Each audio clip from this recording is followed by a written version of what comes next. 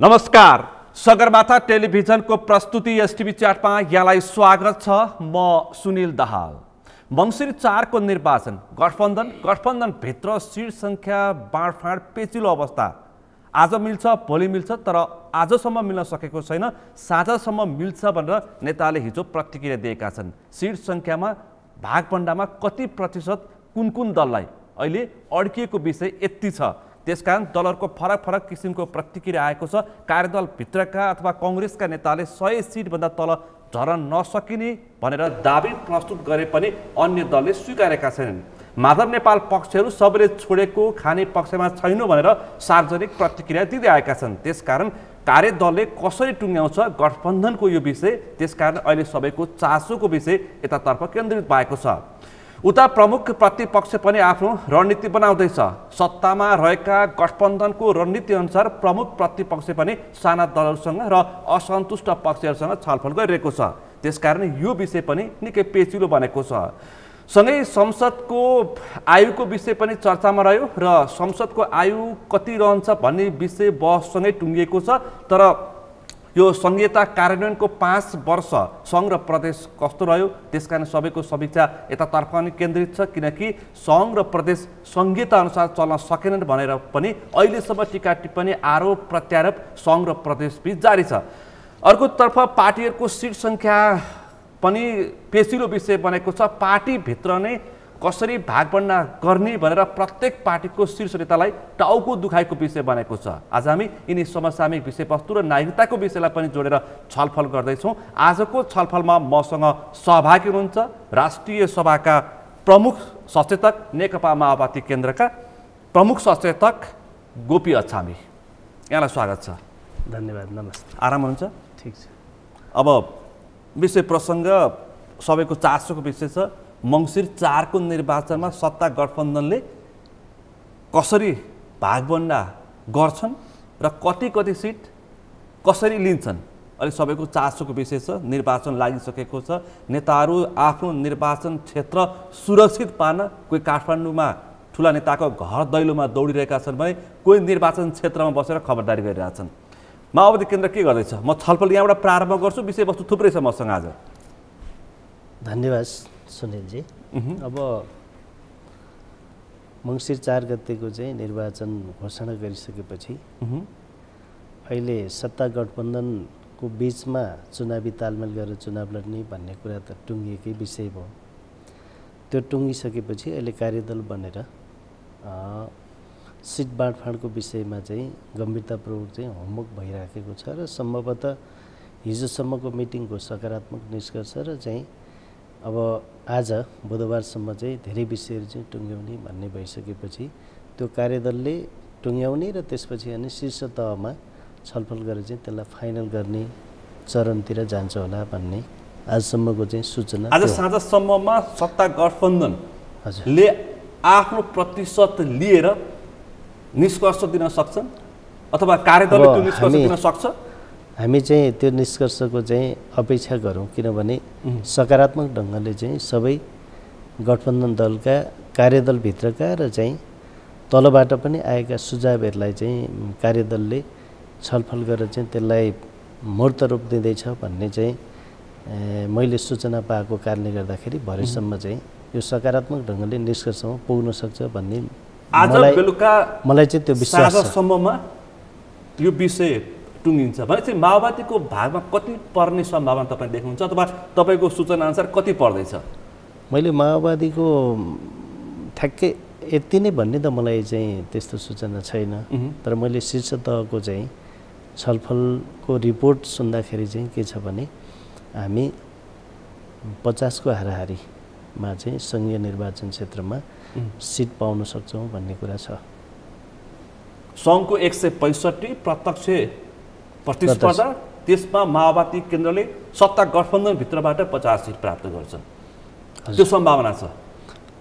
त्यसैको सेरोफेरोमा अहिले छलफल चलिरहेको छ। कांग्रेसका जिम्मेवार नेताहरू, कार्यदलकी सदस्य कांग्रेस महामन्त्री गगन थापा हिजो बेलुकासम्म बोल्दै हुन्थ्यो कि कांग्रेस 100 सिटबाट तल झर्ने अवस्था रहन सक्दैन, त्यसकारण अझै पनि टुङ्गिने सम्भावना अझै पनि बाँकी रहन्छ भनेर अझै पनि बार्गेनिङको शब्द प्रयोग गर्दै हुनुहुन्छ भनेपछि कसरी मिल्ला भन्ने पनि विषय उठेको छ। त्यो चाहिँ स्वाभाविक पनि हो। फेरि कांग्रेसले 100 सिट मागिसकेपछि नेपाली कांग्रेसको भित्र फेरि संस्थापन र संस्थापन इतर पनि छ हैन। अब संस्थापन पक्षले चाहिँ म्यानेज गर्ने कुरा हो। संस्थापन इतर पक्षले त फेरि आफ्नो बढी सिट आफ्नो पक्षमा होस्, आफ्नो सिट बढोस् भनेर चाहिँ भन्ने कुरालाई चाहिँ अन्यथा लिन मिल्दैन। त्यो फेरि लास्ट निष्कर्षमा पुग्ने बेला त गिभ एन्ड टेकको कुरा न हो, अघि र पछि त हट्नै पर्यो। त्यसो गर्दाखेरि चाहिँ लेनादेना चल्छ। एक अर्को कुरा मूल कुरा चाहिँ सिट 1-2टा 2-4 तलमाथि 8-10 तलमाथि हुने भन्ने कुरा चाहिँ त्यो सेकेन्डरी कुरा हो। मुख्य कुरा चाहिँ के हो भने हामी गठबन्धन गर्ने कि नगर्ने भन्ने कुरा चाहिँ मुख्य थियो। गठबन्धन गरेर चुनावमा जाने भन्ने भइसकेपछि अब गठबन्धनका पार्टनरहरू साझेदारहरू मधेसवादी दलहरू पनि छन्, नेकपा एस, नेकपा माओवादी लगायतका सबै दलहरूलाई चाहिँ मिलाएर लाने दायित्व फेरि चाहिँ कसको हुन्छ भने नेपाली कांग्रेसकै हुन्छ। नेपाली कांग्रेसकै चाहिँ बढी सिट पनि कांग्रेसकै हुन्छ। एक अर्को कुरा अहिले गठबन्धनको चाहिँ नेतृत्व त फेरि शेरबहादुर देउवाले गर्नुभएको छ, सरकारको पनि र गठबन्धन दलको पनि चाहिँ नेता त उहाँ हो। उहाँ भइसकेपछि चाहिँ फेरि यो सबै म्यानेज गर्ने कुरा चाहिँ उहाँको भएको कारणले गर्दाखेरि गिभ एन्ड टेकबाट मिल्छ त्यो कुरा। भनेपछि कांग्रेसभित्रको असन्तुष्ट पक्षले के भन्छ आफ्नो ठाउँमा छ, तर पार्टी सभापति प्रधानमन्त्री अहिले सरकारको नेतृत्व गरेको गठबन्धनभित्रको ठुलो दलको हैसियतले देउवाले यो विषयलाई टुङ्ग्याउनु हुन्छ भन्ने विषयमा तपाईहरु देउवा प्रचण्ड, माधव नेपाल, उपेन्द्र यादव लगायतका जो शीर्ष नेताहरू यो सत्ता गठबन्धनभित्रको भागभण्डामा माओवादीको भागमा 50 सिट परेल। 50 सिटमा माओवादीको आकांक्षी पनि 165 नै छन्। त्यो त स्वाभाविक हो। 165वटा निर्वाचन क्षेत्र भएपछि 165 जनाले चाहिँ दाबी गर्ने कुरा चाहिँ स्वाभाविक हो।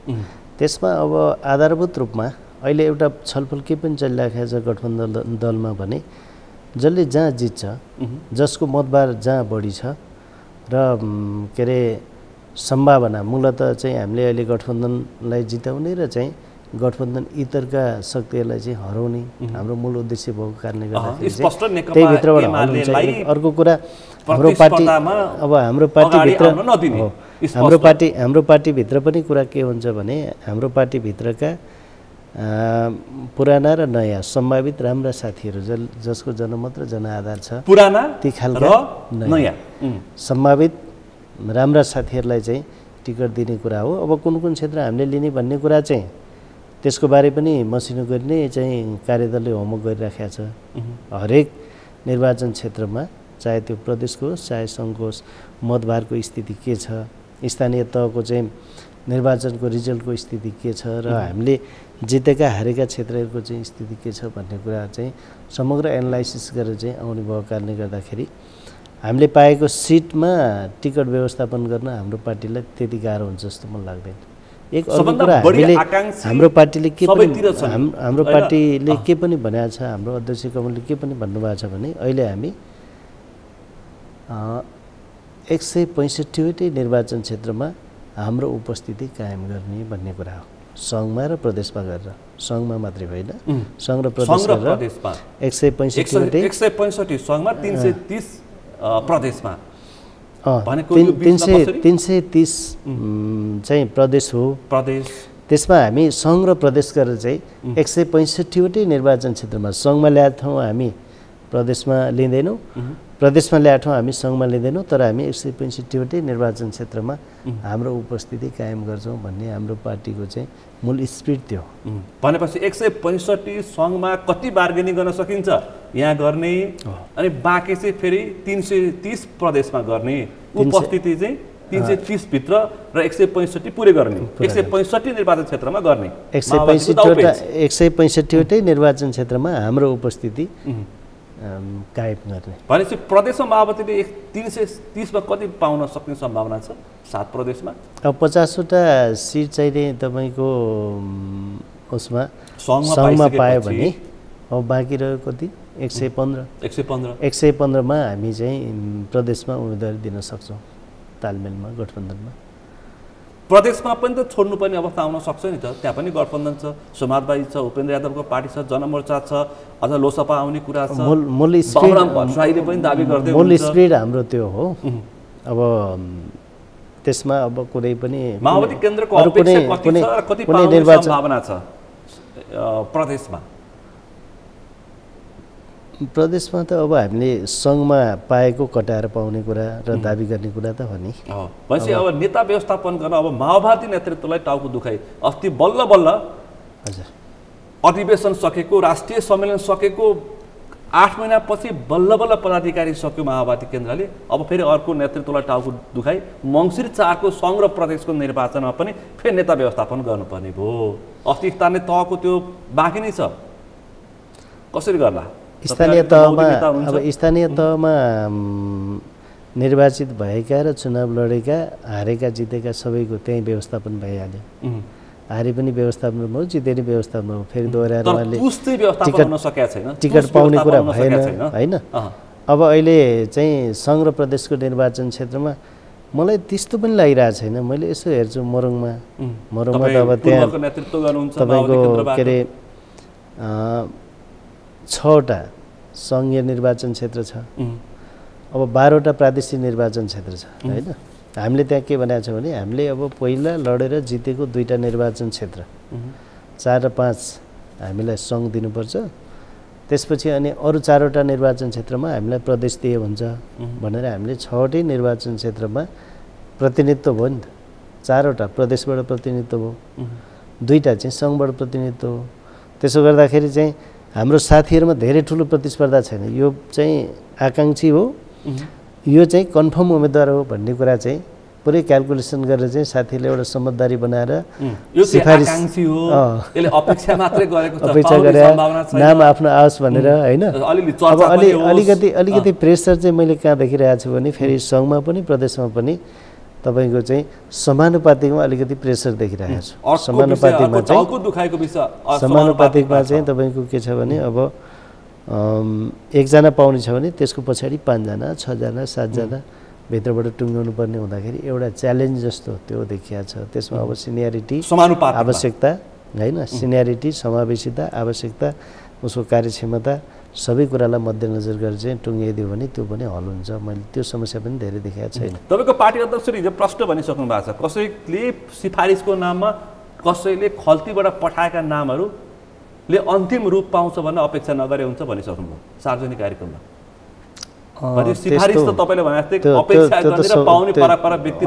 अध्यक्षले भनेको कुरा जस्तै हो। फेरि त्यहाँ त फेरि कमिटी छ नि त, कमिटी प्रणाली होइन। स्थानीय तहमा पनि पार्टी कमिटी छ, सङ्घ र प्रदेशका पनि समन्वय कमिटीहरू छन्, जिल्ला पनि समन्वय कमिटी छ, अनि प्रदेशमा चाहिँ फेरि कार्यकारी नै खालको चाहिँ कमिटी छ भनिसकेपछि तहगत हिसाबले तलबाट सिफारिस हुँदै सिस्टमबाट माइनेटिङ गर्दै चाहिँ आएको कुरालाई चाहिँ विशेष प्राथमिकता दिएर छलफल गर्ने र टुङ्ग्याउने। अब कसैले हुन्छ नि काठमाडौँमा आएर चाहिँ नेता भेट्ने, कसैले अध्यक्ष कमललाई भेट्ने, कसैले चाहिँ वर्षमान कमललाई भेट्ने, कार्यदलको चाहिँ जिम्मा वर्षमान कमलले लिएको भयो हुनाले। त्यसपछि कसैले जनार्दन कमल भेट्ने, कसैले हरिबोल भेट्ने होला, कसैले महरा भेट्ने, आफ्नो आफ्नो चाहिँ लबिका नेताहरू भेटेर चाहिँ अब यहाँ आएर चाकडी गरिसकेपछि टिकट पाइन्छ भन्ने जुन एउटा चाहिँ मनोविज्ञान पनि छ नि, त्यो मनोविज्ञानलाई अब तिमीहरू तलतिर फर्क है, कमिटीतिर फर्क, जनतातिर फर्क, कार्यकर्तातिर फर्क, त्यता जिम्मेवार बन भन्ने कोणबाट चाहिँ अध्यक्ष कमलले भन्नुभएको थियो। अब तपाईँ यस्तो सैद्धान्तिक कुरा गर्नुहुन्छ, नेताहरू कोडको खल्तीमा 1 दर्जन एउटा क्षेत्रमा 1 दर्जन आफ्ना मान्छे सङ्घ र प्रदेशको टिकटको सिफारिस लागि नाम बोकेर हिँडेका छन्। अध्यक्ष कमलले उहाँहरूलाई नै भने हो पार्टी अध्यक्ष पुष्पकमल दाहाल प्रचण्डले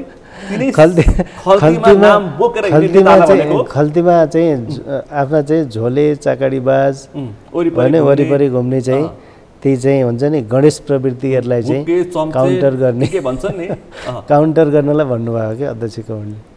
त्यो भनेपछि माओवादी केन्द्रले अस्ति जसरी पार्टीको व्यवस्थापन गर्यो त्यसरी नै गर्छ, व्यवस्थापन हुन्छ।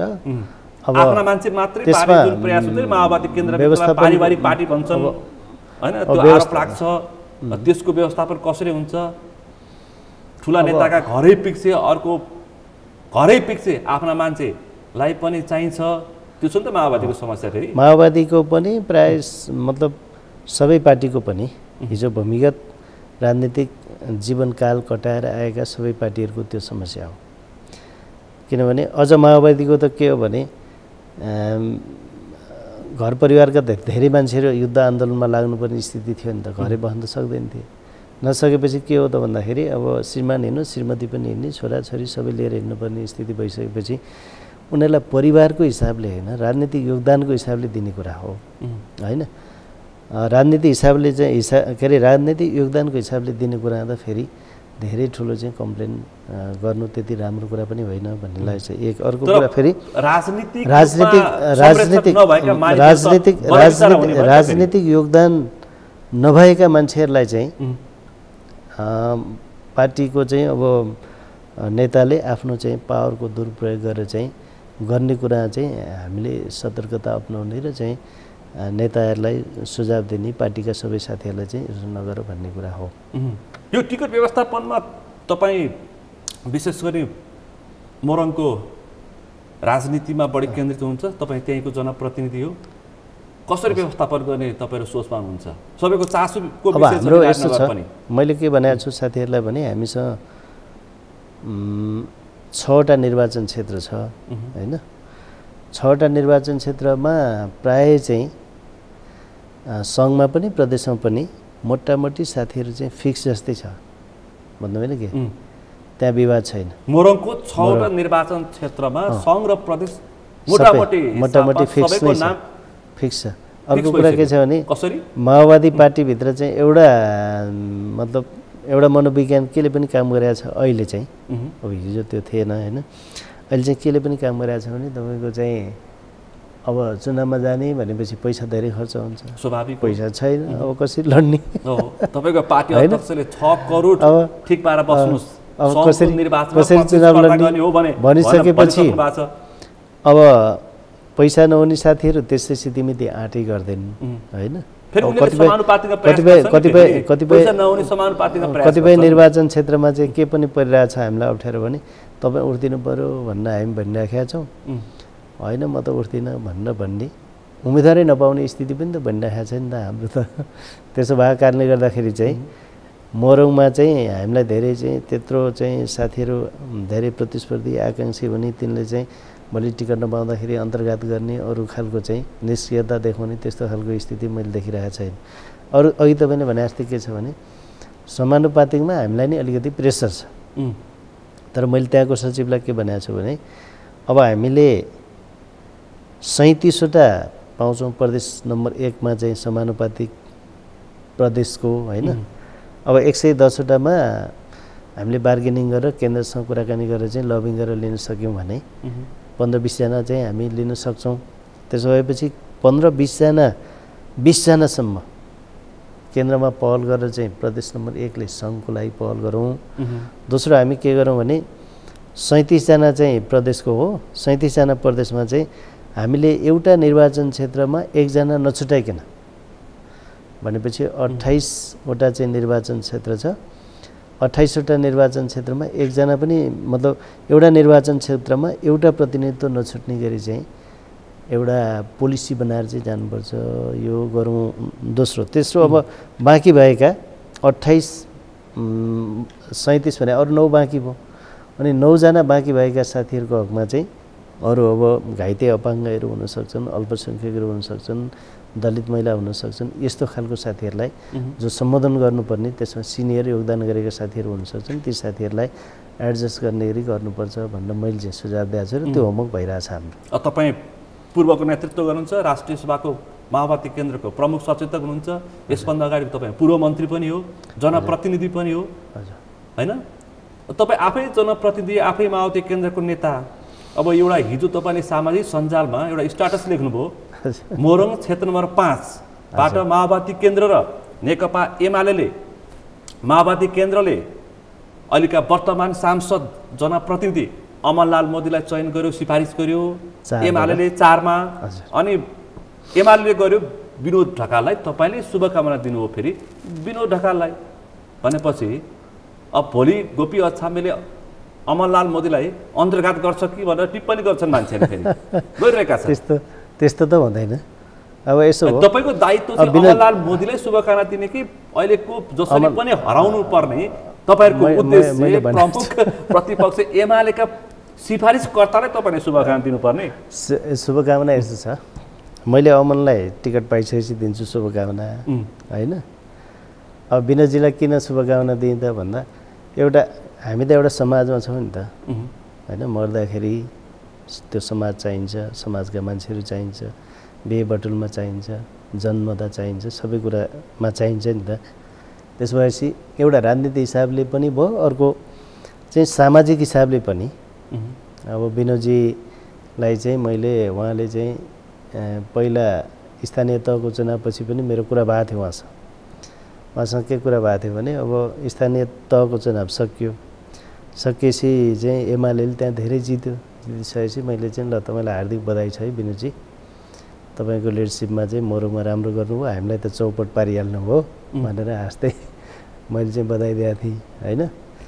त्यसपछि अनि उहाँले अब स्थानीय के अरे सङ्घको निर्वाचनमा एउटा निर्वाचन क्षेत्र चाहिँ उठ्नुपर्ने, मेरो त निर्वाचन क्षेत्रै भएन, म त 4 जाउँ कि क्या हो भन्नुभएको थियो क्या मलाई। एमालेबाट सिफारिस हुने विनोद ढकालले 4 जाउँ कि क्या हो भन्नुभयो। अनि मैले के भने हुन्छ त ठिकै छ त, तर जित्न त त्यति सजिलो छैन, त्यहाँ चाहिँ फेरि थारूहरूको चाहिँ बाहुल क्षेत्र हो, त्यो त्यति सजिलो क्षेत्र चाहिँ छैन। अमरलाल मोदीले तर अब तपाईँको पार्टीको कुरा हो, के फरक पर्छ भने मैले एउटा त्यो। दोस्रो कुरा चाहिँ अब उहाँले टिकट पाइसकेपछि टिकटको लागि सिफारिस भन्नु न, टिकट पाए त होइन नि, उहाँले टिकटको लागि सर्वसम्मत सिफारिस भनिसकेपछि अनि मैले अब एउटा पुरानो दोस्तीको हिसाबले पनि, किनभने पार्टी एकता उहाँको र मेरो दोस्ती भने चाहिँ पार्टी एकता पछि राम्रो भयो। फेरि पार्टी एकतालाई हामीले फेरि कस्तो व्यवस्थित गऱ्यौँ मोरङमा भने नि उहाँ र मैले हो। नेपाल कम्युनिस्ट पार्टीको नेतृत्व गर्दा एउटा चाहिँ हामीले गठबन्धन गरेर चुनाव गर्दाखेरि चाहिँ म त पार्टीको पोलिट ब्युरो सदस्य थिएँ, उहाँ पार्टीको केन्द्रीय कमिटीमा नि हुनुहुन्थेन। अब कसले लिडरसिप लिने भन्ने कुरा अब त्यहाँ छलफल भयो क्या, हामी टिममा बसेर छलफल हुँदाखेरि मैले के भने तपाईँले संयोजन गर्नु, म सहसंयोजक भएर काम गर्छु। मूल कुरा त हामीले एउटा रिजल्ट दिने कुरा हो। राजनीति हिसाबले चाहिँ अहिले गठबन्धन वाम गठबन्धन सफल हुने, कम्युनिस्ट पार्टीको एकतासम्म यसलाई पुर्याउने र अनि समाजवादी क्रान्तिको लागि चाहिँ हामी अगाडि बढ्ने हाम्रो यो मिसन भएको कारणले गर्दाखेरि यहाँ चाहिँ तपाईँले नै गर्नुहोस् भनिसकेपछि उहाँको र मेरो एकदम सम्बन्ध पनि हार्दिकतापूर्ण भयो। अनि उहाँलाई र मलाई चाहिँ साथीहरूले सबैले मान्छेहरूले के भन्ने हो नि, यिनीहरू चाहिँ म जोडी हुन् भन्थे क्या, त्यस्तो पनि भन्थे त्यहाँ। र हामीले चुनावमा फेरि राम्रो रिजल्ट पनि ल्यायौँ। 7 वटा त हामीले 12 वटामा 7 वटा प्रदेशमा जित्यौँ होइन, 74को। अनि सङ्घीय निर्वाचनमा पनि हामीले चाहिँ 6 वटामा 5 वटा जित्यौँ। त्यो हामीले सहकार्य गरेर चाहिँ एउटा राम्रो रिजल्ट देउने त मोरङमा, त्यो लिगेसी जस्तो पनि भयो एउटा। अर्को अब पार्टीमा चाहिँ अन्तरसङ्घर्ष भइसकेपछि चाहिँ के भयो भने धेरै साथीहरूले चाहिँ यो अब गोपी पनि उता विनोदजी र भानुजीसँग यसको राम्रो सम्बन्ध छ, यो पनि एमालेमा जान्छ, त्यहाँ पनि ल्याएर साथीहरूले जोडे होइन, त्यहाँ पनि ल्याएर जोडे साथीहरूले। अनि मैले चाहिँ हामी फेरि एक दिन एक ठाउँ बस्यौँ, उहाँले के भन्नु भने ल गोपीजी हामी सँगै टिम बनाएर काम गरौँ भन्नुभयो। मैले के भने तपाईँ दुई भाइको हो, कमरेड केपीसँग जति राम्रो सम्बन्ध छ र चाहिँ उहाँले जति ट्रस्ट गर्नुहुन्छ, म पनि प्रचण्डको त्यस्तै मान्छे हो। त्यस कारणले गर्दाखेरि आजसम्म जे भयो हामीले अब पार्टी एकतालाई बचाउन सकेनौँ, त्यो हाम्रो कुरा पनि भएन, त्यो के अरे 2 लाइन सङ्घर्षको एउटा क्लाइमेक्स जस्तो पनि भयो। त्यसो भएको कारणले गर्दाखेरि अब हामी आफ्नो बाटो लाग्छौँ, मलाई प्रेसर नगर्नु होला भनेर हामी सौहार्दपूर्ण ढङ्गले बसेर चिया खाएर छुटेको के। त्यहाँदेखि हाम्रो सम्पर्क भएको थिएन खासै।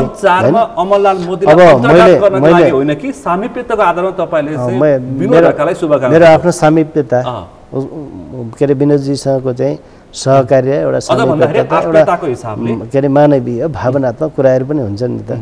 तर पोलिटिकल्ली मैले फेरि चाहिँ अमनको विरुद्ध भोट माग्दा मिलेन नि। या गठबन्धनको विरुद्ध भोट माग्दा मिलेन नि, विनोदजीलाई भोट माग्दिया त होइन। अब बधाई दिएकै उसमा चाहिँ साथीहरूले फेरि फेसबुकमै टिका टिप्पणी गर्ने, अनलाइनहरूमा चाहिँ मेरो बारेमा चाहिँ टिका टिप्पणी गर्ने, त्यो खालको चाहिँ त्यो खालको चाहिँ जुन देखिएको छ नि, अब त्यो चाहिँ अब त्यसले कसैलाई फाइदा गर्दैन, स्वाभाविक हो।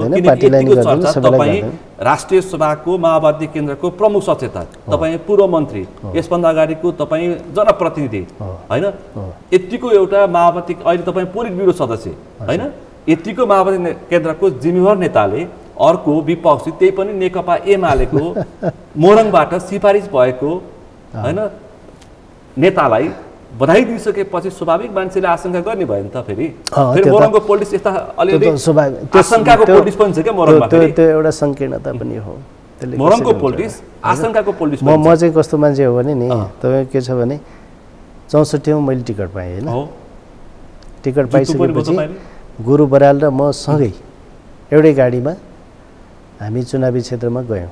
मधेस आन्दोलन थियो, त्यो बेला हामी जाने बाटो बन्द थियो, पुलिसले हामीलाई चाहिँ रिसिभ गरेर इटरीसम्म लगेर छोडिदियो। मैले के भने गुरु बराललाई भने, ल दाइ बधाई छ तपाईँलाई, अब तपाईँ त लोकल मान्छे सिनियर पनि, अब तपाईँ जितिहाल्नुहुन्छ चुनाव, ल तपाईँलाई अग्रिम बधाई छ भनेर भने।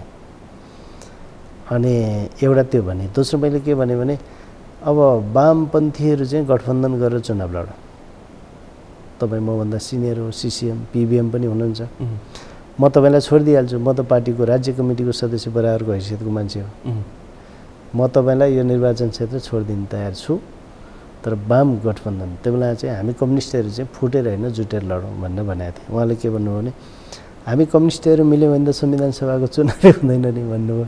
ठिकै छ त्यसो भने दाइ छलफल चाहिँ गर्दै जाउँ भन्यो भने, अब चुनाव त मैले जितेँ नि पछि होइन। अब त्यो त एउटा राजनीतिक कल्चरको कुरा हो नि त होइन। माओवादी भने चाहिँ पुरै जङ्गली हो नि, यिनी बोल्न पनि जान्दैनन्, यिनीहरूमा कुनै संस्कार पनि छैन, कुनै शिष्टाचार पनि छैन, केही पनि छैन भन्ने खालको चाहिँ के अरे म्यासेज दिनु त भएन नि। हामी पनि मान्छे नै हौँ, यही समाजका मान्छे हौँ, एउटा विचार एउटा उद्देश्य बोकेर चाहिँ हिँडेको हो। हाम्रो चाहिँ लडाइँको उद्देश्य अर्कै थियो, तर खुला प्रतिस्पर्धा शान्ति प्रक्रियामा आइसकेपछि हामी सबैसँग सहकार्य गर्न सक्छौँ, हातेमालो गर्न सक्छौँ। चुनावमा फेरि आफ्ना आफ्ना एजेन्डाहरू हुन्छन्, हाम्रो भोट माग्ने आफ्नो तरिका हुन्छ, तर अरू बेला चाहिँ हामीले पानी बाराबारै गर्नुपर्छ भन्ने त छैन। भनेपछि तपाईँले एउटा साथीभाइको सामिप्यताले तपाईँले शुभकामना दिनुभयो, तर तपाईँले सहयोग गरे चाहिँ अमरलाल मोदीलाई नै हो, पक्का हो नि? किनकि मान्छेले आशंका गरेका छन् चुनावमा त गठबन्धन, मोरङमा गोपी अछामीको प्रभाव छ भन्छ मान्छे। चुनावमा त यसो हो, चुनावमा त अब आफ्नो पार्टीको उम्मेदवारलाई सहयोग नगरेर अरूलाई गर्न त मिल्दैन नि। अन्तर्घात गर्छ कि भन्न पनि खोजिरहेछन् मान्छेहरूले। फेरि म कमेन्ट पनि आशंका त हो नि होला, अब के हुन्छ तपाईँको मनमुटाव त छैन नि? फेरि त्यस्तो मनमुटाव पनि छैन। उहाँले एउटा मिस्टेक गर्नुभएको छ, त्यो मैले पार्टी कार्यालयमा जानकारी गराएको छु। अब त्यो बारे होला, त्यसको बारे अहिले यति भन्नु न, धेरै अरू किन मैले त्यसको विषयवस्तु मात्रै खोजेको हो, त्यसमाथि म व्यक्तिगत रूपमा कुराकानी गर्न चाहन्न, तर विषयवस्तु त्यो चाहिँ गम्भीरै मिस्टेक हो। के गर्नुभएको छ उहाँले? त्यो बारे पछि कुरा गर्ला। अहिले पार्टीभित्रको हो कि अथवा व्यक्तिगत? पार्टीभित्रको, मतलब व्यक्तिगत हो, व्यक्तिगत। अब पार्टीको एउटा उहाँ पनि सिसिएम हुन्, प्रतिनिधि सभाको सांसद पनि हो होइन, पाहालवाला। म पनि पार्टीको सिसिएमै हो, के अरे राष्ट्रिय सभाको चाहिँ सदस्य हो, प्रमुख सचेतक हो तपाईँ। तर अब त्यहाँ सामान्य त्यो स्तरको मान्छेले चाहिँ त्यो स्तरको चाहिँ गल्ती गर्न मिल्दैन पार्टी अनुशासनको हिसाबले। त्यो फरक कुरा हो। फेरि पार्टीको निर्वाचन जिम्मेवारी, पार्टीको निर्णय फरक कुरा हो नि। भनेपछि व्यक्तिगत हो कि राजनीतिक हो भन्न खोजेँ मैले? त्यो व्यक्तिगत हो, व्यक्तिगत। अब एक दिन खुल्ला, किनकि तपाईँले पार्टीमा नै मैले दिइहाल्छु। तपाईँले जानकारी दिइसक्नु। ज्येष्ठको 22 गते चाहिँ पार्टी केन्द्रीय कार्यालयमा एउटा निवेदनै दर्ता गराइदिएको छु। भनेपछि तपाईँ बिचमा थोर बहुत चाहिँ अलिअलि मनमुटाव छ? त्यो एउटा बाटो छ। तर यो चुनावमा अन्तर्गत गर्ने चुनावसँग जोडिँदैन। विनोद ढकाललाई शुभकामना आयो, त्यो होइन, त्यो त्यहाँ जोड्न मिल्दैन। विनोदजीको च्याप्टर फरक कुरा हो, अमनजी र मेरो च्याप्टर फरक कुरा हो। पार्टीको निर्णय फेरि चाहिँ हामीले इन्कार गर्दैनौँ, त्यो कुरा चाहिँ फेरि त्यस्तो आशंका पनि अस्ति स्थानीय तहको निर्वाचनमा माओवादीभित्र अन्तर्घात भयो भनेर प्रतिवेदन तयार भएको छ। तपाईँका पार्टीका तपाईँहरू अलि उपल्लो तहका नेताहरू यसो गर्नुहुन्छ। अब मङ्सिर 4 को निर्वाचन छ, मतदाताले टाइम छ, त्यो त विश्वास कसरी गर्ने तपाईँलाई? त्यो त भोलि फिल्डमा गइसकेपछि निर्वाचनमा अभियानमा गइसकेपछि हुने कुरा हो। त्यो अब अहिले के त्यो उम्मेदवारी पनि टुङ्ग्याएको छैन, मनोनयन दर्ता पनि भएको छैन, चुनाव सुरु पनि भएको छैन, टाइम पनि छ नि त। मङ्सिर 4 बाँकी नै छ होइन, मनोनयन गर्ने पनि दसैँपछि हो, त्यो पनि बाँकी नै छ। अहिले के त्यस्तो चाहिँ समस्या छ र छैन। अब माओवादी केन्द्रले खैर तपाईँले खुलाउन चाहनु भएन, तपाईँहरूको पार्टीभित्रको आन्तरिक सङ्घर्ष हो, द्वन्द्व सङ्घर्ष छ, त्यो आफ्नो ठाउँमा छ, कुनै दिन खुल्ला, त्यसपछि फेरि पनि छलफल पक्कै पनि हामी गर्छौँ। विषयवस्तु कति गम्भीर छ त्यसको आधारमा भनेपछि अब पार्टीका ठुला नेताहरूको व्यवस्थापन चाहिँ कसरी हुन्छ? सबै अहिले मैले आकाङ्क्षी कुराकानी गरेँ, माओवादीभित्र पनि 101 आकाङ्क्षीहरू छन्। अब अहिले भने मैले अब कि हिजो सङ्घमा प्रतिस्पर्धा गरिसकेकाहरू अहिले प्रदेशमा कि मुख्यमन्त्रीको निष्कर्ष दिनु पर्यो अथवा पक्का गर्नु पर्यो, त्यसपछि मात्रै प्रदेशमा झर्ने भनेर त्यो किसिमको चाहिँ प्रयास गरिरहेका छन् भनेपछि कसरी हुन सक्ला? अब यस्तो छ, मेरो नेताहरूलाई सुझाव भन्नुहुन्छ भने 2 चोटि जति सांसद भइसकेका साथीहरूले छोडिदिए हुन्छ अरूलाई। 2 पटक होइन, जनप्रतिनिधि भइसकेका अथवा सांसद भइसकेकाहरूले अरूलाई छोडिदिए हुन्छ। 2 पटक भने चाहिँ 10 वर्ष हो नि त। 10 वर्ष होइन, 10 वर्ष 2 कार्यकाल जनप्रतिनिधि भएर काम गरिसकेपछि अब पार्टीको काम गरे भइहाल्यो नि, एउटा यो होइन। अब पार्टीको कामभित्र पनि त राजनीति वैचारिक काम छ, सङ्गठनात्मक काम छ, उत्पादनका अभियानहरू हामी चलाउँछौँ। लाभको काम छैन नि त फेरि, लाभको अब यो सांसद हुने पनि के लाभ हो र? भत्ता आउँछ, जम्मा 60-61 हजार रुपियाँ चाहिँ नेपाल सरकारले दिने सुविधा हो। तर भत्ता जे भन्नुहोस् त्यो घरबाट देख्नु भएन, संसदको आयु लम्ब्याउन 2 मिनटलाई कति प्रयास भयो। अब त्यसले साँच्चै भन्ने हो नि, यहाँ घरबाट तिर्न निर्वाचन क्षेत्र जान आउन त्यसलाई चाहिँ पुग्दैन र महिना चाहिँ अरू खर्च हुन्छ होइन। त्यो ठुलो कुरो होइन क्या। अब समाजमा रिकगनाइज हुनको लागि, चिन्नको लागि, राज्य सञ्चालनको एउटा अनुभव हासिल गर्नको लागि यहाँसम्म आउने कुरा ठिक छ। तर मरिहत्ते गरेर त्यो भएन भने चाहिँ म विद्रोह नै गर्छु, त्यो भएन भने चाहिँ म आत्महत्या नै गर्छु भने जस्तो, त्यो भएन भने चाहिँ म पार्टी नै छोड्छु भने जस्तो गरेर चाहिँ मरिहत्ते गर्ने हामी यसकै लागि लड्या त होइन नि। हामी त समाजलाई रूपान्तरण हरिबोल गजुरेलको बारेमा कुनै समय हरिबोल गजुरेलले मन्त्री पाएन, महासचिव पाएन भने झुन्निन्छ भनेसम्मका सञ्चार माध्यममा त्यो चाहिँ अफवाह हो उहाँको बारेमा। तपाईँले पनि सुन्नु भएको छ। उहाँ चाहिँ फेरि असाध्यै सिम्पल मान्छे हो। उहाँलाई त्यो कुनै पदको चाहिँ आकाङ्क्षा महत्त्वाकाङ्क्षा हुनैपर्छ। मान्छेले के भने हरिबोल त यतिसम्म भन्छ भने अरू कार्यकर्ताले पद खोज्नु स्वाभाविक हो भने मान्छेले भएन भने चाहिँ अब तपाईँको चाहिँ म पुरै चाहिँ विद्रोह नै गर्छु, आत्महत्या नै गर्छु भन्ने खालको उहाँको होइन क्या। उहाँको त्यस्तो खालको चाहिँ होइन, चर्चा त्यस्तै मात्रै हो। अब मेरो नेताहरूलाई सुझाव त्यही एक। अर्को कुरा अब फेरि खास चिनिएका अलिकति रिपुटेड र सम्भावना बोकेका भोलि अब के अरे प्रधानमन्त्रीसम्म हुन सक्ने एउटा तहका सभामुख हुन सक्ने एउटा तहका नेताहरूलाई फेरि हामीले के अरे अगाडि बढाउनु पनि पर्छ। अब अर्को व्यवस्थापनको ठाउँ भने चाहिँ मुख्यमन्त्री भन्ने तल पनि छ। सबै ठाउँ गर्दाखेरि नेताहरूको व्यवस्थापन खासै धेरै ठुलो समस्या होइन। अब को तल जाने को नजाने भन्ने कुरा चाहिँ एउटा समझदारीमा हैसियतको व्यवस्थापन गर्नुपर्छ भन्ने कुरा भइहाल्यो। अब अर्को कुरा चाहिँ यहाँबाट मरिहत्ते गरेर चाहिँ टिकट लिएर गएर गर्ने चाहिँ के त फेरि जनताले जिताइदिएन भने गर्ने के निर्णय त जनताले गर्छ होइन। पार्टीहरूप्रति चाहिँ जनताको हेर्ने दृष्टिकोण पनि त्यति राम्रो छैन। भनिसकेपछि यी बदमासीहरू जतिखेर पनि खाना मात्रै जाने छन् भन्ने जस्तो एउटा भ्रम त परेको छ नि मान्छेहरूलाई। त्यसो भएपछि त्यो त्यति सजिलो पनि छैन क्या। मूलत जनताले जे निर्णय गर्छ त्यसलाई मान्नु पर्यो नि। भनेपछि नेता व्यवस्थापन 2 पटक जनप्रतिनिधि अथवा सांसद भइसकेकालाई तपाईँको आग्रह छोड्नुहोस् अनि जित्ने आफ्नो क्षेत्र निश्चित भएकाले उम्मेदवारी खोज्नुहोस्। हजुर, अहिले सिफारिसको नाममा चाहिँ चर्चा मात्रै कमाउने काम नगरोस् भन्ने तपाईँको सुझाव मेरो सुझाव। अनि तपाईँको अर्को सुझाव आर्थिक रूपमा पनि सम्पन्न हुनु पर्यो। अब पैसा बिना चल्दैन। अब प्रतिस्पर्धीहरू पैसा बोकेर बसेका छन् भन्नुहुन्छ तपाईँहरू।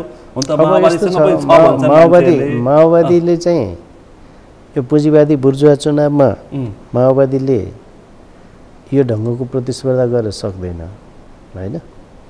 त्यसो गर्दाखेरि अब माओवादीलाई पनि अप्ठ्यारो के परिरहेछ, सबै पार्टीलाई जस्तै अब बुर्जुवाहरू त बुर्जुवा भइहाले, उनीहरूलाई त समाज बदल्नु छैन। एउटा प्रतिष्ठाको लागि त्यो पद पाएर यसो चाहिँ देखाउन पाए, सानमानसँग बाँच्न पाए हुन्थ्यो भन्ने मात्रै हो।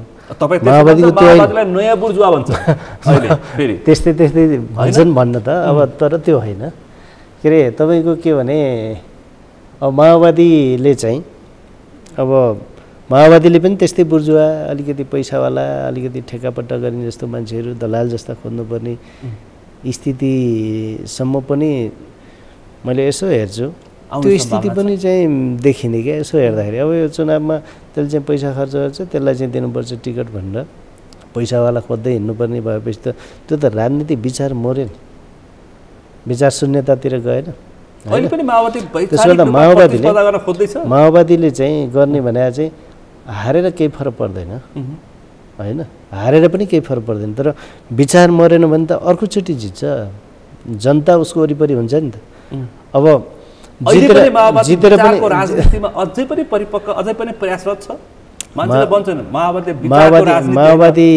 माओवादीले विचारको राजनीति छोडेको छैन। अलिकति भ्रम जस्तो कन्फ्युजनहरू त छ माओवादी पार्टीप्रति पनि। माओवादी पार्टीसँग ठुलो अपेक्षा थियो नि त जनताको। यो चाहिँ एउटा 10 वर्षको वर्ग सङ्घर्षको बिचबाट आयो। तपाईँ आफै कमान्डर हो। दोस्रो कुरा चाहिँ तपाईँको एउटा विचारसहित आयो होइन, र यसले राज्यलाई चाहिँ परिवर्तन गर्यो। गणतन्त्र, संघीयता, धर्मनिरपेक्षता, यो सारा परिवर्तनको वाहक त माओवादी हो नि। अब यसले नै केही गर्छ भन्ने थियो जनतामा, तर यता आइसकेपछि चाहिँ अब माओवादीले पनि खै काङ्ग्रेस एमाले यिनीहरू पनि खासै फरक जस्तो, भेडाकै हुलमा भेडा जस्तै भन्ने जस्तो त अलिकति कन्फ्युजन भयो। हामीले फरक दिन सकेनौँ क्या, फरकपन। अब मेरो आग्रह र चाहिँ सुझाव पनि के छ भने अब हामीले फरकपन दिनुपर्छ। ढिला भयो हामी यो 10 वर्ष यो अभ्यासमा आउँदाखेरि चाहिँ उपलब्धिको रक्षाको निम्ति लड्दै जानु पर्र पनि त्यो हो एक। अर्को कुरा चाहिँ अङ्कगणितीय हिसाबले चाहिँ फेरि यो संसदीय पोलिटिक्स भन्ने अङ्कगणितको कुरा हो। अङ्कगणितीय हिसाबले चाहिँ कमजोर हुँदाखेरि पनि एउटा हामीलाई चुनौती भयो होइन। त्यसो भएको कारणले गर्दाखेरि चाहिँ अब हामीले जनताको साथ लिएर, जनतालाई साथ लिएर, जनतासँगै बसेर चाहिँ जनताको सेवा गर्ने मोडेलको गऱ्यो भने सत्ता नभए पनि जनता लिएर हामी काम गर्न सक्छौँ। त्यो त देखियो नि त। बालेन त अल्पमतको मेयर होइन र, छिमेकी जिल्ला होइन, सुनसरीमा तपाईँको हर्क साङपाङ पनि त अल्पमतको मेयर हो नि। तर उसले के गर्यो भने अब आफ्नो स्टाइलले त्यसमा माओवादीपन देखियो कि। माओवादी बिस्तारै बिग्रेर बुर्जुवाकरण हुँदै जाने, अनि ती साथीहरू चाहिँ आएर चाहिँ माओवादीपन देखाएर चाहिँ काम गर्ने भने त त्यो चाहिँ के भने हाम्रो कमजोरीले हो नि। त्यसलाई हामीले सच्याउनुपर्छ। काठमाडौँमा त्यसलाई हामीले नसच्याकिन अगाडि बढ्न सक्छौँ। चुनावको प्रचार प्रसारमा एउटा गीत अत्यन्तै चर्चामा आयो, गाई त बाँध्यो ढुङ्ग्रामा मै छैन। कुनै समय त्यो गीत माओवादीहरू बोकेर हिँड्थे। माओवादीले, मैले सामान्य दृष्टान्त पेश गरेको, त्यो गीत माओवादीले छोडे, बालनले बोके, बालनले जिते। माओवादीको एजेन्डा जीवित छ कुनै न कुनै रूपमा। माओवादीको एजेन्डा कुनै रूपमा चाहिँ माओवादीको एजेन्डा जीवित छ र माओवादीको एजेन्डा अनुसारै देश अगाडि बढिराखेको छ भन्ने एउटा सन्देश पनि हो। अब हामीले किन नबोक्नु र, हामी त बोकिराखेकै छौँ, अलिकति रूपान्तरण हुनु पर्यो भन्ने कुरा न हो। तपाईँहरू त रूपान्तरण सक्नुपर्ने फेरि त्यही भएर बिग्रिया हो। अब यसलाई सचिन अझै अपेक्षा छ, सम्भावना छ? नसोचिए त सजिलो पनि छैन नि त हामीलाई। एमाले अध्यक्ष केपी शर्मा ओली के भन्नुहुन्छ? माओवादी त किर्नाले छोडेको मरेको गाई भयो भन्नुहुन्छ, गोरु भयो भन्नुहुन्छ। अब एक्लै प्रतिस्पर्धा गर्ने क्षमता पनि छैन माओवादीसँग भन्नुहुन्छ। केपी ओली त तिनी त प्रतिगामी भए होइन, तिनको आफ्नो विचार केही पनि छैन। अनि उनले अर्कालाई भन्ने कुरा, उनी त एउटा कमेडियन जस्तै त भन्ने। अब मङ्सिर 4 को निर्वाचनमा एक्लै प्रतिस्पर्धा गरेर पहिलो पार्टी बनेर केपी शर्मा ओली देशको मुलुकको नेतृत्व गरेर समृद्ध नेपाल बनाउँछु भनेर उहाँले उद्घोष गरिसक्नुभयो अनि तपाईले उहाँले इतिहासमा पाएको अवसर गुमाउनु भयो। फेरि फिर्ता ल्याउँछु भन्दै हुनुहुन्छ। नेपाली जनताले इमान्दारितापूर्वक नेपाली कम्युनिस्ट आन्दोलन एक टिका हुन्छ, एक। दोस्रो कुरा चाहिँ समृद्ध नेपाल निर्माण हुन्छ र अब जनताले चाहिँ सुख पाउने स्थिति हुन्छ भनेर चाहिँ नेपाली जनताले अनुमोदन गरे हैन। उनले अब झन्नै 2/3 बहुमतको चाहिँ सरकारको नेतृत्व पनि गरे। त्यत्रो ठुलो कम्युनिस्ट पार्टीको चाहिँ नेता पनि। त्यो त अर्काको बुद्धिले भएर त्यो बिग्रिया, उहाँकै बुद्धिले होइन र। मङ्सिर 4 पछि फेरि गर्छु भन्दै हुन्छ। मङ्सिर 4 पछि एक्लै प्रतिस्पर्धा गरेर माओवादीहरू जस्तो अरूतिर पुच्छर लाग्दै पर्दैन भन्दै हुन्छ। जनताले घरिघरि चाहिँ पत्याउनु पनि पर्यो नि। पत्यायो भने त ठिकै छ त। ठिकै छ। मङ्सिर पछि तपाईँ हामी फेरि छलफल गरौँला। पत्याएछ नि एमआरएलले त केपी शर्मा ओलीलाई नि पत्याएछ भने फेरि छलफल गरौँला। तपाईँको एक्लै प्रतिस्पर्धा गर्ने हैसियत चाहिँ गुम्यो है 64 पछाडि। सैद्धान्तिक र वैचारिक हिसाबले त गुमेको होइन, तर अब यो अङ्क गणितमा आउँदाखेरि चाहिँ अहिले एक्लै प्रतिस्पर्धा पनि गर्न सकिन्छ, तर हाम्रो मिसन एउटा छ। त्यो मिसन भनेको चाहिँ हिजो चाहिँ संविधानमाथि, राष्ट्रको स्वाधीनतामाथि र लोकतन्त्रमाथि चाहिँ प्रहार भयो। यो देशी विदेशी शक्ति केन्द्रहरूकै डिजाइन र षड्यन्त्र अन्तर्गत भएको कारणले गर्दाखेरि चाहिँ अहिले पनि त्यो चुनौती टरिसकेका छैन कि। त्यो चुनौती लगभग कायमै छ। त्यस कारणले गर्दाखेरि अहिले हामीले लोकतन्त्र, संविधान र परिवर्तनको, राष्ट्रको स्वाधीनताको रक्षाको लागि लोकतान्त्रिक शक्तिहरूसँग हामी वामपन्थीहरू पनि मिलेर सहकार्य गरेर नै उपलब्धिलाई रक्षा गर्न सकिन्छ, त्यसलाई संस्थागत गर्न सकिन्छ र अनि फेरि एउटा एक्लै प्रतिस्पर्धा गर्ने वातावरणतिर देशलाई लान सकिन्छ। त्यता जाने हो। अब कङ्ग्रेससँग चुनावी गठबन्धन, एक्लै प्रतिस्पर्धा गर्ने त्यहाँ क्षमता देखिएन। अनि जनतासँग भोट माग्ने चुनावी एजेन्डा पनि माओवादीसँग छैन। अब कङ्ग्रेससँग सापटी माग्दैछ। त्यस्तो अवस्थामा त्यो चाहिँ माओवादीको मात्रै हुँदैन। कुनै समय 47, 48, 49 तिर चाहिँ 47, 48, 49, 50 तिर चाहिँ सूर्यबहादुर थापाले नेतृत्व गरेको पार्टी राप्रपा जस्तो पहिलो पनि हुन नसक्ने, दोस्रो पनि हुन नसक्ने, तेस्रोमा पस्ने, मिलाइ खाने ठ्याक्कै माओवादीको हैसियत त्यस्तो देखियो भनेर विश्लेषकहरू मिठो टिप्पणी गर्दैछन्। अवस्था त्यस्तै पनि छ। फेरि विश्लेषकहरूको टिप्पणीभित्र कतिपय आग्रह पनि हुनसक्छ। अवस्था त्यस्तै छ। अब माओवादी फेरि एजेन्डा बिहीन भन्ने कुरा होइन। माओवादीको आफ्नो एजेन्डा छ होइन। त्यसमा कायमै छ है। प्रतिष्ठामा छ कि जनताको माझमा छ कि पार्टीमा छ, देशमा छ, जनताकै माझमा पनि छ, सबै कुरा छ। मुख्य कुरा के हो भने अब माओवादीले आफूलाई कम्प्लिटली करेक्सन गर्नुपर्छ भन्ने कुरा चाहिँ त्यो जनताको पनि हो, हामी सबै तहका नेता कार्यकर्ताको पनि हो। र अब हामीले हाम्रो एजेन्डा बनाउने भनेको चाहिँ हामीले गल्ती गऱ्यौँ समयक्रममा, जानेर नजानेर होइन, नियतमा या भुलवश हामीले जे गल्ती गरेका छौँ त्यो गल्ती अब आइन्दा गर्दैनौँ। एकचोटि जनसमुदायले हामीलाई सहयोग गर्नुपर्छ र चाहिँ हामी जनसमुदायले भनेको काम चाहिँ गर्ने प्रतिबद्धता जाहेर गर्छौँ भन्न जानुपर्छ भन्ने लाग्छ क्या मलाई चाहिँ। अब हाम्रो त्यही हो एजेन्डा। अरू त शान्ति प्रक्रियामा आइसकेपछि यो माओवादीले 3-4वटा चुनावको प्रतिस्पर्धा गरिसक्यो। अब कति यसरी भनेर माओवादीले भोट माग्ने, कहिलेसम्म यो माओवादी केन्द्रको यो निर्वाचनको फन्डा टिक्छ भनेर मान्छेहरूले अब प्रष्टसँग बुझ्ने भाषामा प्रश्न गर्न थालिसकेका छन्। अब फेरि तपाईँको पार्टी अध्यक्ष हिजो अस्ति कहाँ बोल्दै हुन्थ्यो, निर्वाचन पछाडि सडकमा जान्छौँ अरे। अब कार्यकारी राष्ट्रपति तपाईँको पार्टी अध्यक्षलाई चाहियो अरे। अब कसले दिने? अब त्यो त हाम्रो एजेन्डा त हो छोडेको एजेन्डा। अब अहिले गठबन्धन यो संविधान जारी गर्दाखेरि चाहिँ यसलाई सबैलाई मान्य हुने एजेन्डा मान्नुपर्ने र चाहिँ एउटा सहमतिको दस्तावेज बनाउनु पर्ने र राष्ट्रलाई एउटा निकास दिने र फेरि द्वन्द्व र दुर्घटनातिर देशलाई जान दिनबाट रोक्नको लागि गरिएको हो। पूर्ण समानुपातिक निर्वाचन प्रणाली र कार्यकारी राष्ट्रपतिको चाहिँ हाम्रो एजेन्डा। प्रत्यक्ष निर्वाचित कार्यकारी राष्ट्रपति, प्रत्यक्ष निर्वाचित कार्यकारी राष्ट्रपतिको हाम्रो एजेन्डा त हामी छोडेका छैनौँ। मङ्सिर 4 पछाडि प्रधानमन्त्री बन्ने कि पुष्पकमल दाहाल प्रचण्ड सडकमा जाने? समयले दियो भने प्रधानमन्त्री बनेर काम गर्ने हो नि। सडकमा जाने कुरा त त्यो त तपसिलको कुरा आवश्यक पर्दा जाने कुरा हो। किन निर्वाचनमा मुखमा प्रचण्डले यो खालको अभिव्यक्ति दिएको तपाईँलाई के लाग्छ? त्यो कार्यकर्ताहरू अलि अल्छी भए, अलि कामसाम गर्दैनन्, केही पनि गर्दैनन्। अब यिनलाई सडकमा लगेर चाहिँ तालिम दिनु पर्यो भनेर भने होला नि। भनेपछि माओवादी कार्यकर्ता अल्छी भए? अल्छी नै भएको छन् नि त। कहाँ पैसा कमाउन पाइन्छ, कहाँनिर ठेक्कापट्टा, कहाँनिर कोसँग चौसमोस मिलाउन पाइन्छ, त्यतातिर माओवादी पार्टीका नेता कार्यकर्ताहरू त्यसरी बिग्रे भनेर एमाले कांग्रेसले लगाएको सबै पार्टीमा छँदैछन्। सबै पार्टीमा त्यो उनीहरूलाई छुट पनि छ। तपाईँहरूले भन्नुहुन्छ कि हामीलाई त्यो छुट छैन भन्नुहुन्छ, सबभन्दा बढी गल्ती तपाईँहरू गर्नुहुन्छ। लो होइन मानुस् त। अब यसमा चाहिँ गल्ती नै नभए भन्न त मिलेन। धेरै चाहिँ अब अरू पार्टीको जस्तो चाहिँ मरिहत्ते गरेर त्यस्तो छ भन्ने पनि लाग्दैन। तर पार्टी अनुशासन त लुज भएकै छ होइन? त्यो चाहिँ छ।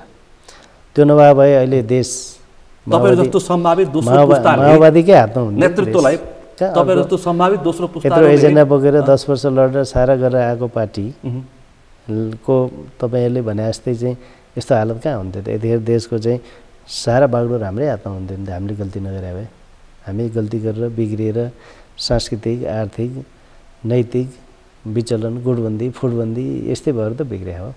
यसलाई करेक्सन नगरे त हुँदैन नि त। करेक्सन गर्नुपर्छ। अब गर्ने एउटा बस अब यो चुनाव बेला गर्ने कुरो भएन।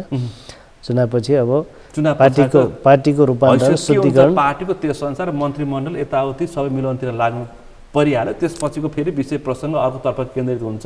दुईटा कुरा हुन्छ। अब चुनावपछि पावर सेयरिङमा अब के अरे सत्तामा जाने कुराको एउटा च्याप्टर हुन्छ। दोस्रो कुरा नयाँ ढङ्गले देश निर्माणको काममा चाहिँ पार्टी जुट्ने हिसाबले चाहिँ पार्टीको रूपान्तरणलाई हामीले अब एउटा बसलाई संस्थागत गरेर चाहिँ लिएर गएन र पार्टीभित्र भएका कमजोरी करेक्सन गर्ने र रूपान्तरण गर्नेतिर गएन भनेदेखि त माओवादीलाई धेरै गाह्रो छ नि। गाह्रो छ है धेरै। भनेपछि तपाईँहरू मङ्सिर 4 को निर्वाचनमा चुनावी एजेन्डा, जनतासँग मत माग्ने चुनावी एजेन्डा चाहिँ तपाईँहरू के बोकेर जानुहुन्छ? कङ्ग्रेसकै लिएर जानुहुन्छ कि आफ्नो छुट्टै छ? अहिले त कमनै हुन्छ। आफ्नो घोषणापत्र पनि हुने भइहाल्यो। तर अब घोषणापत्र पनि के छ भने त्यो 100 पेजको तपाईँको निबन्ध बनाएर हुँदैन। अब हुँदैन। To the point. अब जनताले बुझ्ने भाषामा थाहा पाइसक्यो जनताले होइन। यो झुटको पुलन्दा बोकेर फेरि आए भन्छन्। जनताले चाहिँ यो निबन्ध हेर्नेवाला छैन। जनतालाई त्यो निबन्ध हेर्ने फुर्सद छैन। गोपी अछामीले के गर्यो मोरङमा भनेर हेर्छन्। त्यसकारणले गर्दाखेरि चाहिँ जनताले के हेर्छ भने यिनीहरूको आचरण के छ होइन, यिनीहरू चाहिँ कतिको जनताप्रति जिम्मेवार भएर काम गरिरहेका छन् र यिनीहरूको चाहिँ पृष्ठभूमि के हो, अब यिनीहरू के गर्न खोजिरहेका छन्, यिनले गर्ने काम चाहिँ यो समाजको, राष्ट्रको, जनताको, वर्गको हितमा छ कि छैन भन्ने कुरा हेर्ने भएको कारणले गर्दाखेरि अब त्यस्तो चाहिँ निबन्ध होइन, टु दी पोइन्ट हामीले चाहिँ गरेका कमजोरीहरू पनि भन्नु पऱ्यो, हामी सचिएर यसो गर्छौँ पनि भन्नु पऱ्यो, जनतालाई हामी यो ठाउँसम्म पुर्याउँछौँ पनि भन्नु पऱ्यो। अब मैले यसो हेरिरहेको छु कि यसो म 3टा विषयको पछि लागिरहेको छु कि अहिले। कुन कुन विषय भन्दैन कि यहाँ काम गरेको स्टाइल यसो हेर्छु।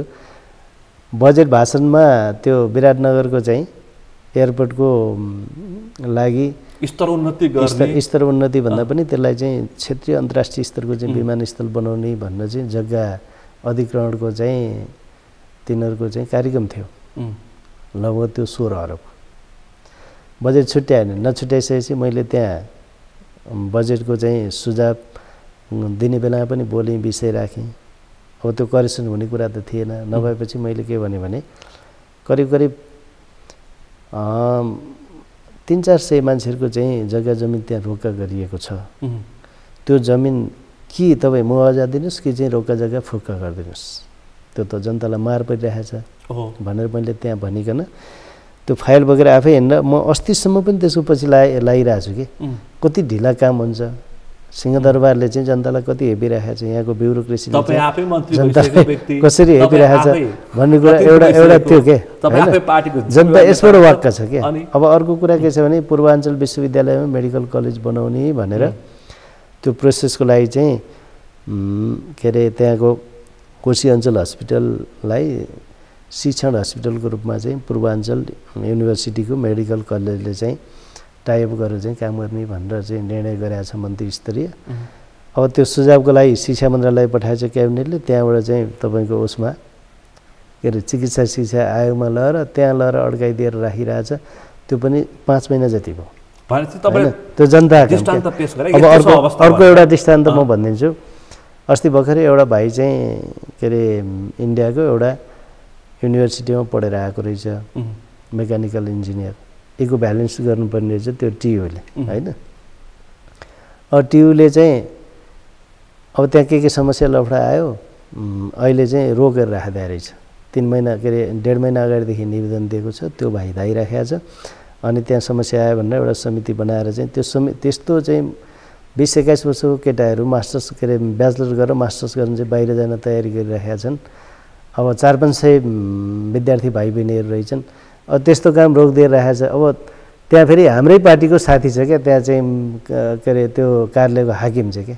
मैले 2 चोटि गएर भेटेर पनि फोनबाट पनि कुराकानी गरेँ ढिलो नगर्नु छिटो गर्नुहोस् अब युनिभर्सिटीमा ताला लागेको 6 महिना भइसक्यो जनताले यस्तो चाहेको होइन नि जनताले त सर्भिस डेलिभरी फास्ट होस् भन्ने त चाहिरहेछ नि होइन यो समाज के अरे राज्य परिवर्तन भइसक्यो लडेको माओवादीले यस्तै कायापलट गर्छ भनेर भनेको अब माओवादीको हालत यस्तो छ अब तपाईले यो भनेर कति पत्याउँछ राज्य परिवर्तनपछि त जनताले त सेवा सुविधा त सहज ढङ्गले पाओस् भन्न खोज्या हो नि तर त्यो किन भइरहेको छैन भन्दा पुरानो राज्य मेसिनरी नयाँ परिवर्तनकारी शक्ति त्यसको विचार अब नयाँ संविधानको स्पिरिट अनुसार चाहिँ अब नियम कानुनहरू बन्न के अरे भएका ढिलाइ आदि इत्यादि अरू सबै कारण नयाँ व्यवस्थामा यो नयाँ व्यवस्थामा गइसकेपछि हामी संहिता कानुनको पहिलो खुड्किलो हामीले पार गयौँ स्थानीय तहको निर्वाचन पनि वैशाख 30 मा सक्यौँ अब मङ्सिरमा सङ्घ र प्रदेशको सक्दैछौँ भनेपछि यो 5 वर्षको संहिताको कारण तपाईँले के पाउनुभयो के देख्नुभयो तपाईँले संहिताको यसमा केही सुखद पक्षहरू नै छन् धेरै चाहिँ हैन केही यसका चाहिँ समस्याहरू पनि छन् देखिए एउटा चाहिँ अब सुखद पक्ष भनेको चाहिँ संहिता हामीले 2 उद्देश्यले ल्याएको हो हैन नेपाल अब भन्दाखेरि त सानै देश हो सानै देश भए पनि यहाँ चाहिँ बहुभाषिक बहुजातीय बहुक्षेत्रीय बहुसांस्कृतिक जुन एउटा नेपाली समाज छ हैन त्यो समाजलाई चाहिँ राज्य केन्द्रले हामीलाई हेप्यो भन्ने नपरोस् र अधिकार बाँडफाँडलाई हामीले व्यवस्थित गर्ने हिसाबले नै यो संहिताको चाहिँ परिकल्पना गरेर चाहिँ उत्पीडित जात जातिहरूलाई क्षेत्रलाई चाहिँ अधिकार दिने एउटा उद्देश्य दोस्रो कुरा चाहिँ सर्भिस डेलिभरीको हिसाबले चाहिँ राज्यलाई जनताको घरमा पुर्याउने भने हो जनताको पहुँचमा हैन भन्न त्यो भनेर गर्न खोजेन त्यही विगत के अरे गत सालको निर्वाचनपछि चाहिँ के हो त भन्दाखेरि संघीयता मोटामोटी संस्थागत हुँदै नै गयो जस्तो मलाई लाग्छ हैन स्थानीय तह अधिकार सम्पन्नै छ प्रादेशिक तहहरुमा आउँदाखेरि 2-3टा कुरा समस्या देखिएको छ एउटा चाहिँ नेतृत्व परिवर्तन भयो अवस्था कस्तो आयो एउटा चाहिँ केन्द्रले प्रदेशलाई अलिकति मतलब अधिकार दिन नचाहेको जस्तो त्यहाँनेरि अलिकति कन्फ्लिक्ट जस्तो देखिने हरेक मन्त्रालयले चाहिँ अब त्यो कर्मचारी समायोजनको एउटा समस्या छँदैछ प्रहरी समायोजनको अर्को समस्या छँदैछ वित्तीय हस्तान्तरणको चाहिँ अर्को समस्या छँदैछ हैन जनशक्ति व्यवस्थापन स्रोत साधन आदि इत्यादि सबै हेर्दाखेरि कर्मचारी व्यवस्थापनको अर्को समस्या छ अब कर्मचारी दक्ष कर्मचारीको कुरा भयो त्यो सबै त्यसले चाहिँ एउटा डेलिभरीलाई व्यवस्थित गर्ने कुरामा चाहिँ सोचे जस्तो भएन भन्ने छ फेरि अब यो हामीले यस्तो प्रदेशको नेता हुनुहुन्छ कि जहाँ नामै छैन सबैले प्रदेशको नाम राखे प्रदेश नम्बर 1 ले अहिले पनि प्रदेश नम्बर 1 को नेता भन्न तपाईलाई मैले सम्बोधन गर्नुपर्छ त्यस्तो नेता हुन्छ तपाई प्रदेश नम्बर 1 चाहिँ एकै हुने एकै हुने भयो नि एकै हैन यति दृष्टान्तले यति भन्दा पुग्छ प्रदेश कति मतलब धेरै नेगेटिभ नहो संहिता भनेको चाहिँ उत्पीडितहरूलाई संहिताको विरोध गर्दाखेरि चाहिँ के हुन्छ भने त्यो चाहिँ उत्पीडितहरूको चाहिँ मर्म हाने जस्तो हुन्छ जस्तै मधेसको संहिताको विरोध गर्दा संहिताको व्यवस्थापन सही होस् भन्ने मान्छेको आकांक्षा थियो नि के अरे सेती महाकाली भयो अरु सबै जस्तै यो प्रदेश भयो अरु सबै भनेका त उत्पीडितहरू चाहिँ अहिले राज्यको चाहिँ सबै तहमा समावेशी प्रतिनिधित्व गरेर राजनीतिक अधिकार सहित छन् अब यसलाई व्यवस्थित गर्ने भने चाहिँ अव्यवस्थित हुँदै पनि जान्छ फेरि व्यवस्थित हुँदै जान्छ हेर्नुस् तपाईकै प्रदेशमा 3 पटक प्रदेश प्रमुख परिवर्तन अब त्यहाँभित्रका कतिलाई व्यवस्थापन गर्ने, नेता व्यवस्थापन भन्दा बाहेक अरू के हुन सक्यो? मान्छेले यही प्रश्न गर्दैछन्। अहिले संहिता विरोधीहरू मतलब स्वतन्त्रका रूपमा प्रतिस्पर्धा गर्नेले संहिताको खरो विरोध गर्दैछन्। संहिता विरोधीहरू चाहिँ अहिले त्यति धेरै छैनन्। अब हिजो प्रदेश खारेज गर्नुभयो पुरानो चाहिँ राज्य सत्तामा त्यही राज्य सत्ताको चाहिँ इर्दगिर्दमा बसेर खाने यिनको खोसियो भन्ने हिसाबले उनीहरूले चाहिँ डाहा गर्ने कुरा एउटा कुरा हो। तर मलाई त्यस्तो लाग्दैन।